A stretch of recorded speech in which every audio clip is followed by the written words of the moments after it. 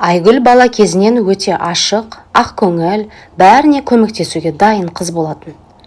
Ауылдағы мектепте үздік оқитын, достары көп, мұғалімдердің мақтанышы еді. Бірақ ол әрқашан өзгелерден сәл артық сезімдал болатын. Біреудің ауыр сөзін жүрегіне жақын қабылдап, көп ойланатын.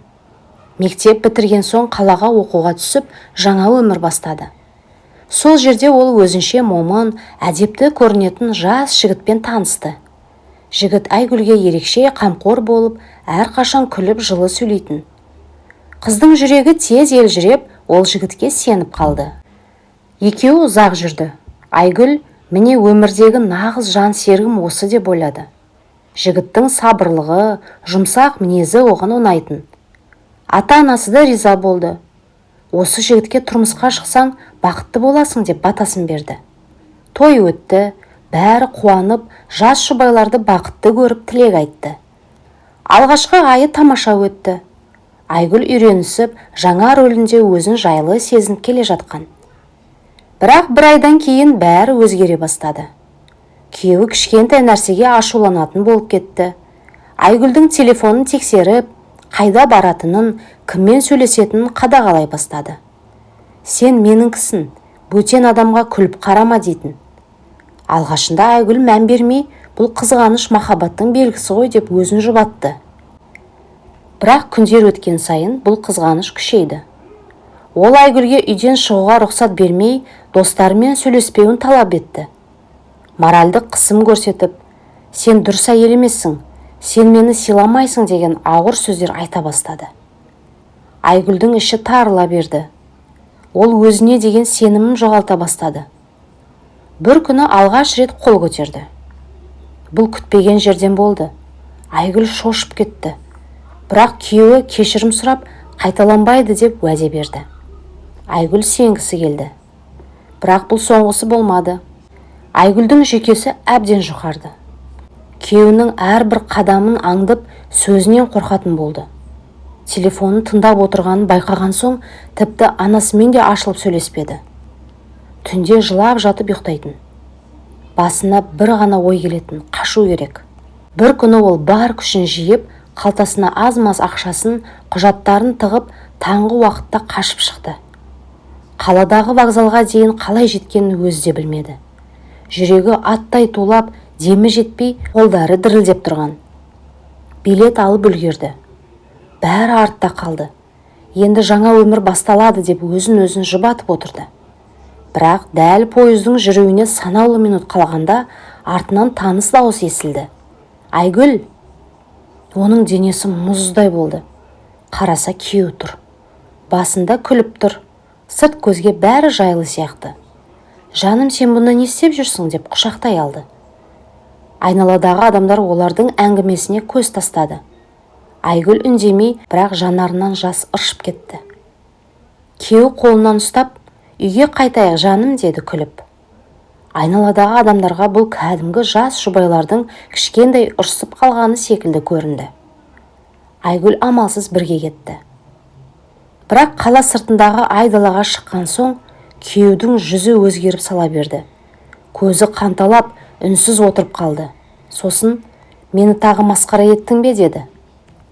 Кенеттен ашуланып, Айгүлді тепкілей бастады. Ол еш жерін көгертіп алмауға тырысты.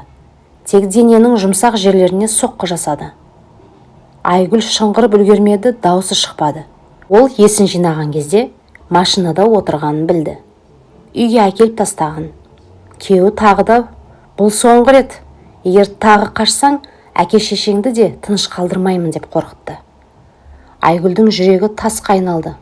Ол түсінді. Енді бұл үй түрме. Бірақ ол бәрібір берілуге дайын емес еді. Ішінен кек сақтап, бұл жолы әлде қайда мұқият жоспар құра бастады. Енді тек қашып құтылу ғана емес, өз өмірін толық өзгерту керек екенін ұқты. Айгүл бір апта бойы үндемеді. Күйеуі күдіктенбесін деп барынша жуас болып жүруге тырысты. Бірақ ішінде найзағай ойнап тұрды. Түнде ол терезеге қарап ұзақ отыратын. Егер тағы да қалсам, менің өмірім бітеді. Бұл жерден кетуім керек, қалай да кетуім керек. Ол бұл жолы бәрі мұқият жоспарлады. Телефонын әдейі үйде қалдырады. Жалған бақыт береді. Көрші әйелден жасырын ақша қарызға алады. Түннің бір уағында бәрі ұйықтап жатқанда ол есіктен емес, терезеден секіріп шығып кетті. Ауладан өткенде ит үріп, жүрегі тоқтап қала жаздады. Бірақ итке лақтырып нан тастап аман өтті. Қалаға жеткен соң ол тікелей вокзалға емес, басқа ауданға барып, бір тәулікке арзан хостел жалдады. Өз атын айтпай жалған фамилия қолданды. Телефон сатып алып, ескі номерін өшірді. Осы кезде күйеуі оны іздеп бүкіл қалаға хабар таратып үлгерді. Туыстарына, достарына хабарласып, полицияға да әйелім жоғалды деп арыз берген. Айгүл болса пойызға мінер алдында көршінің телефонын пайдаланып, ата-анасына қысқа ғана хабар жіберді. Мен тірімін, уайымдамаңдар, қайтып келмеймін. Күйеуі бос отырмады. Оның қай пойызға билет алғанын біліп алып, соңынан кетті.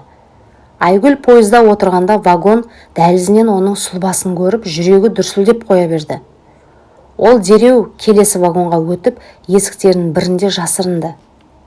Пойыз тоқтаған сәтте секіріп түсіп, қараңғыда жүгіре бастады. Түнгі орман іші. Айгүлдің аяқ киімі батпаққа батып, үсті басы су болды. Артынан айқай естілді. Күйеуі мен екі танысы оны қуып келеді. Айгүл қолы қанап кетсе де, ағаштардың арасымен жүгіріп, жан сауғалады. Ақыры алыстан әлсіз жарықты көрді. Бұл ескі ферманың шамы еді. Айгүл сонда жүгіріп барды. Фермада тұратын қарт әйел оған су беріп, киімін ауыстырып, таңға дейін тығып қойды. «Қызым, сен қашып жүрген адамсың ба?»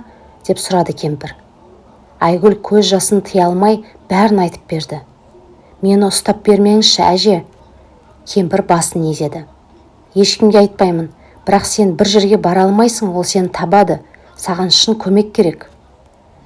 Кемпір оған қаладағы танысына хат беріп жіберді.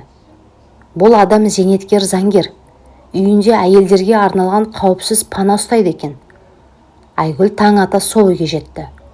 Онда бірнеше әйел тұрады. Әрқайсысы зорлық-зомбылықтан қашып келген. Айгүл алғаш рет өзін жалғыз сезінбеді. Бірақ күйеуінің ол жерге де келіп қалу қаупі жоғары еді. Сол себепті пана иелері оны басқа қалаға жасырын шығарып жіберетін болды. Күйеуі іздеуді тоқтатпады. Ол қасарысқан адам еді. Тіпті пана үйіне барып жанжал шығарды. Айгүл оны терезеден көріп тұла бойы дір етті. Ол мені өлтіреді. Сол түні пана қызметкерлері Айгүлді басқа облысқа жасырын көлікпен алып кетті. Жолда оларды бейтаныс көліктер аңдыды. Жүрек жұтқан жүргізуші қарсы жолға шығып, қуғыншылардан құтылды. Айгүл жаңа қалаға жеткенде ғана терең демалды. Бірақ ол әлі де қауіпсіз емес еді. Күйеуі оны табу үшін бәрін жасайтын. Айгүл енді тек қашып қана қоймай, оған қарсы тұруға бел буды. Заңгердің көмегімен арыз жазып, полицияға қорғау бұйрығын шығартуға тырысты. Бірақ күйеуі пара беріп, істі жауып тастауға тырысты. Айгүл жаңа қалаға келгенде өзін алғаш рет еркін сезінгендей болды. Бірақ түнде ұйықтай алмайтын. Әр дыбыстан шошып оянып, терезеге қарай беретін. Оның психикасы қатты қажыған. Пана үйіндегі әйелдер оны жігерлендірді. «Біз де осылай келгенбіз. Ешкім сенің қорқынышыңды түсінбесе де, біз түсінеміз», деді біреуі. Айгүл оларға қарап жаңа күш жинады. Ол заңгердің көмегімен полицияға барып, қорғау бұйрығын шығартты. Бірақ күйеуі жеңілмейтіндей көрінді. Ол қалада таныстары көп. Полицияның өзі оған сенбейтіндей еді. Сондықтан Айгүл басқа жол іздеді. Ол өзін өзі қорғау курсына барып, алғаш рет қорқынышын ашуға айналдырды. «Егер ол тағы жақындаса, мен енді үндемей тұрмаймын», деді ол ұстазына. Бір күні жұмысқа бара жатқанда, оның алдынан күйеуі шықты. Айгүлдің жүрегі зу ете қалды. «Айгүл», деді ол, «үйге қайт». «Жоқ», деді қыз анық. Күйеуі оны білегінен ұстап қалды. Бұрынғы Айгүл сол жерде қалшылдап тұрар еді. Бірақ бұл жолы ол өз-өзін ұстап, білегін босатып алды да, жанындағы адамдарға дауыстап, «Мені жіберіңіз», деді. Айналадағы жұрт қарап қалды. Біреуі полиция шақырды. Күйеуі ашыланып кетіп қалды, бірақ бұл соңғысы емес еді. Ол Айгүлді аңдып жүрді. Бір күні түнде пана үйінің есігіне келіп айқай шығарды. Әйелдер полиция шақырды. Бұл жолы оны уақытша қамауға алды. Айгүлдің қорғау бұйрығы күшейтілді. Сот процесі ұзаққа созылды. Күйеуі Айгүлді жалған сөйлейді деп айыптауға тырысты. Айгүлдің жүрегі дүрсілдеп тұрса да сотта бәрін айтты. Мен енді үндемеймін, мені ешкім қорлай алмайды. Сотта оның денесіндегі бұрынғы жарақаттардың суреттері, куәгерлердің сөзі бәрі дәлелдеді. Сот шешімі бойынша күйеуі бірнеше жылға бас бостандығынан айырылды. Сол күні Айгүл алғаш рет вокзалға еркін келді. Ол ешкімнен қашқан жоқ, ешкім аңдыған жоқ. Ол жаңа өмір бастау үшін алыс қалаға билет алды. Пойыз қозғалғанда терезеден далаға қарап, көзінен жас шығып, бұл жолы қорқыныштан емес, жеңілдік пен бостандықтан. Мен тірімін, мен жеңдім. Айгүл артта қалған қорқыныш пен азапты өмірді еске алды да, ішінен есің барда қаш деп айтты.